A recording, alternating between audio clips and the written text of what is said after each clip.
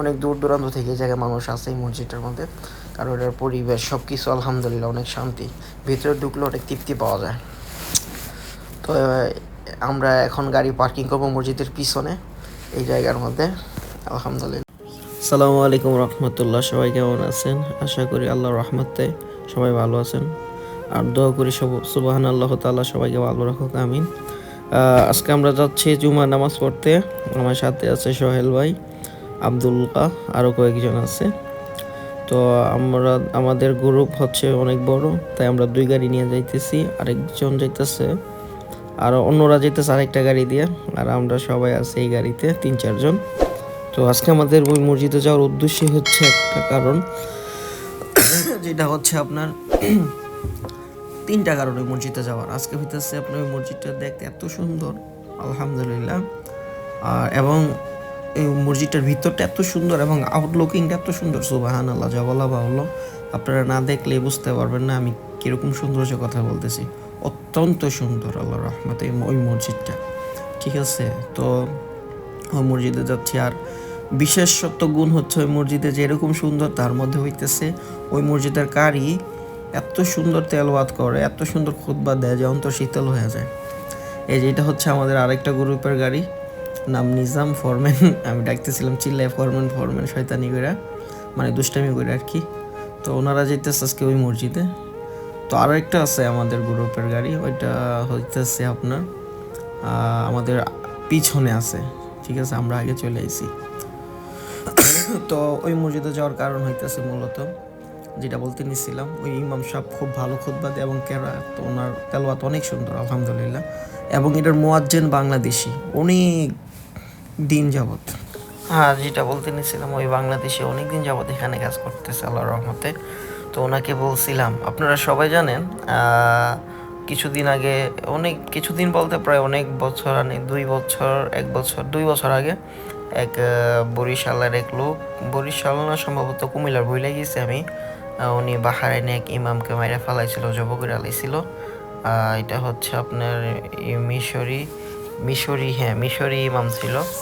তো এটা অনেক কিছু, যাকে এই বিষয়ে নাই বলি, আজকে জুমার দিন, এমনি সবাই আজকে একটু ভালো মুডে আছে, এগুলো বলে আর মুড নষ্ট করতে চায় না।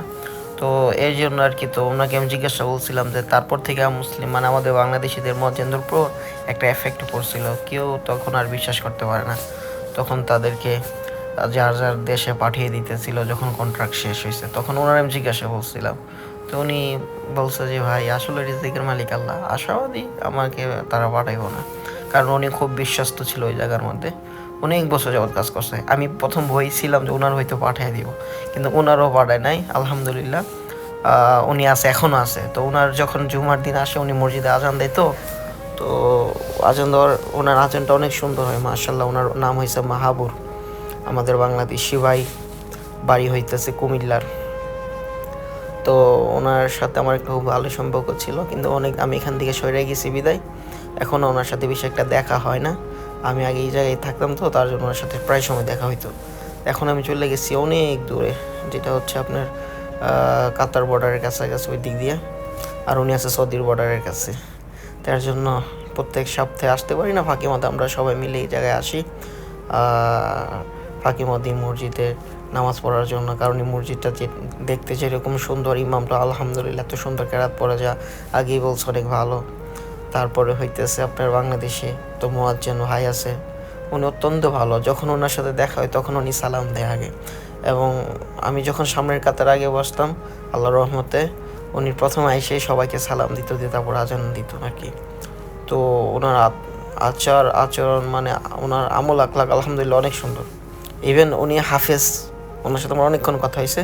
উনি ইভেন অনেক ভালো কারি, ঠিক আছে, উনি অনেক হাফেজ। যখন ইমাম সময় মতো না থাকে, উনি ফাঁকের মধ্যে এই জায়গায় নামাজ পড়ান, ওয়াক্তের নামাজগুলো। তো ওই মসজিদটা হচ্ছে আপনার আসলে ওই জায়গায় হইতেছে আপনার, মসজিদটা তো সুন্দর কারণ ওই জায়গার পাশে একটা শেখের বাসা আছে, তো এর জন্য শেখরা ওই জায়গায় আসে নামাজ পড়ে। তো মসজিদটা আলহামদুলিল্লাহ অনেক সুন্দর করে বানানো হয়েছে। তো আমরা অলরেডি কাছাকাছি এসে পড়ছি, আর বেশিক্ষণ নাই। এই যে সামনে রাউন্ড দ্য বোর্ডের লাগে পুলিশ স্টেশন, এরপরে এই মসজিদটা। এই যে বাংলাদেশের বাইরে সাইকেল চালায় তারা যাইতেছে, কেউ হাইটা যাইতেছে, কেউ হাইটা যাইতেছে, কেউ গাড়ি দিয়ে যাইতেছে। আমার গাড়ির লোড আছে নাই, তো আমি তাদেরকে একজন উড়াইতাম, ভাই আসেন আমার গাড়ি দিয়ে, আমরা সবাই নামাজ পড়তে যাই একসাথে। এই দেশে বাংলাদেশের মতো না, এই দেশে কোটি টাকার গাড়ির মধ্যে বাংলাদেশে আজনবীরা সবাই ওঠে আর কি। আরবিরা দেখলে গাড়িতে রাস্তার মধ্যে গাড়ি থামায় উড়াই যাওয়ায় আসেন, কোথায় যাবেন, আমি মসজিদে নামাই দিয়ে আসেন, আমিও যাইতেছি। এই দেশে এত মানুষের ভিত্তি হিংসা বিদ্বেষে অহংকার এই বিষয় একটা নাই। অনেক বড় বড় আরবিরা যারা কোটি কোটি মিলিয়ন ডলারের মালিক, তারা দিনারের মালিক, তারপরও তাদের ভিতরে এত অহংকার নাই। বাংলাদেশিদের সাধারণ একটা অডি গাড়ি কিনতে পারলে যেভাবে রাস্তা দিয়ে চলাফেরা করে মনে হয় যে সেই শেখ। তো এই দেশের আরবিদের ভিতরে কোনোই নাই আলহামদুলিল্লাহ। তারা কোটি টাকার গাড়ির ভিতরে, কোটি কি আপনার 15-20 কোটি 25 কোটি 30 কোটি টাকার গাড়ির মধ্যে তারা লেবার টানে, আজনাবিদেরকে ওটায় বাসায় কাজে নিয়ে যায়। তো যাই হয়েছে, তো আমরা এখন মসজিদের কাছে এসে পড়ছি আলহামদুলিল্লাহ। আপনারা দেখতেছেন যে মসজিদটা এখান থেকে দেখা যাইতেছে কীভাবে বাংলাদেশি ভাইরা হাইটা মসজিদে ঢুকতেছে, এবং মসজিদে প্রচুর অনেক বড় এই পার্টটা নতুন বানানো হয়েছে, আগে এত বড় ছিল না, আগে ছিল ওই সামনের পার্টটা, পরে এই পার্টটা বানানো হয়েছে কারণ মানুষ অতিরিক্ত হয়তো অনেক দূর দূরান্ত থেকে এই জায়গায় মানুষ আসে এই মসজিদটার মধ্যে।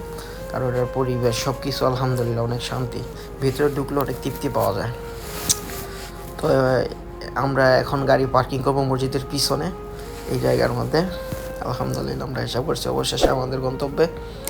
আর এখন খেজুরের দিন, তো খালি খেজুরের ফুল আইছে, আর কিছুদিন পর এইখানে সবাই হাতে হাতে বাইরে খেজুর খাইবে, আমিও খাই ফাঁকে মধ্যে আসলে। এটার খেজুর এত মিষ্টি, এত মজা সুস্বাদু যে আমি আমার জীবনে মানে রাস্তার মধ্যে পাশে যে এত ভালো খেজুর গাছ কোথাও দেখি নাই, একমাত্র এই জায়গায় দেখছি, মানে এই মসজিদে। আশেপাশে খেজুর গাছ অভাব নাই, কিন্তু এত ভালো মানের খেজুরের নাই। এই খেজুরগুলো সবগুলো হইতেছে আপনার এত সুস্বাদু, এগুলো বিচি সহ মানে খাওয়া যায়, বিচিগুলো একদম খেজুরের মতো মিষ্টি। তো আলহামদুলিল্লাহ, তো এখন আমরা সবাই নেমে যাবো ইনশাল্লাহ ওই গাড়িতে। এখন মসজিদে যেমন তাদের গাড়িটা পার্ক করে নিই, পার্ক করে আমরা এই যে দেখতেছেন মসজিদটা, সবাই নামতেছে। আমি বুঝিনি তো, ড্রাইভার মানুষ একটু পরে নামতে হয় গাড়ি পার্কিং করে, আগে তাদেরকে নামাই দিতে হয়। তো তারা এখন ওকে, আপনাদেরকে অসংখ্য ধন্যবাদ। আমরা এখন মসজিদের ভিতরে চলে যাবো আমাদের।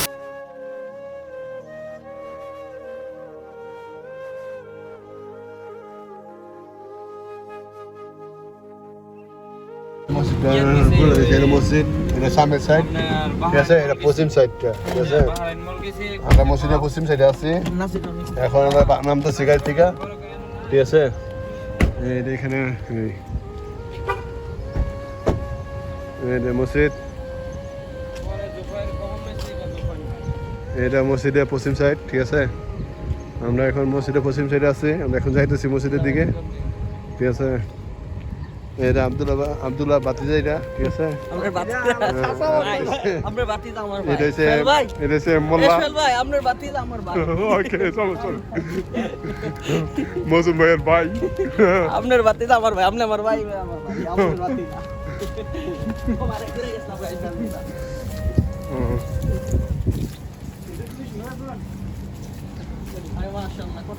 এটা খেজুর, ঠিক আছে। আমরা এখান থেকে খেজুর খাবো, ঠিক আছে। এখান থেকে আর কিছুদিন পরে খেজুর পাকবো, খাবো, ঠিক আছে। এই আর কি, আমরা এখন মসজিদের দিকে যাইতেছি, বাস আর কি। ঠিক আছে, আপনারা সবাই বেশি বেশি লাইক করে দিবেন, শেয়ার করে দিবেন, কমেন্ট করে দিবেন, ঠিক আছে না, ইনশাল্লাহ। ওকে মোল্লা, খালাস করে দেখে